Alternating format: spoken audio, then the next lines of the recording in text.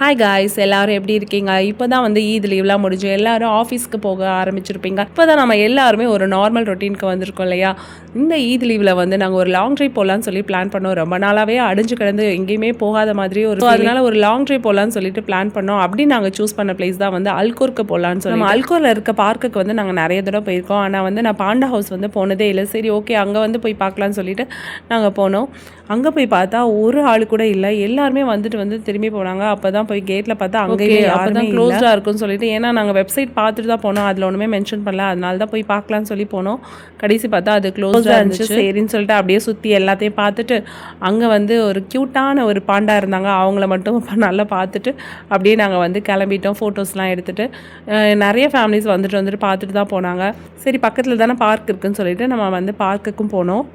அங்கே பார்த்தா நிறைய கார் இருந்துச்சு. சரி, இங்கே ஓப்பனாக இருக்குன்னு சொல்லிட்டு அங்கேயும் பார்த்தா அன்ஃபார்ச்சுனேட்லி அங்கேயும் வந்து ஓப்பனாகவே இல்லை. சரி, ஓப்பனாக இல்லையே, உள்ளே தான் போக முடியல, அட்லீஸ்ட் வெளியே இவங்களையாவது பார்க்கலான்னு சொல்லிட்டு அவங்களையும் பார்த்துட்டு நிறைய ஃப்ளார்ஸ்லாம் வந்து இருந்துச்சு. அதெல்லாம் வந்து சூப்பராக இருந்துச்சு. எல்லாத்தையும் ஃபோட்டோஸ்லாம் எடுத்துகிட்டு நம்ம சிவப்பு பொன்னாங்கண்ணி கீரை இருக்குல்ல, அதுதான் வந்து இது.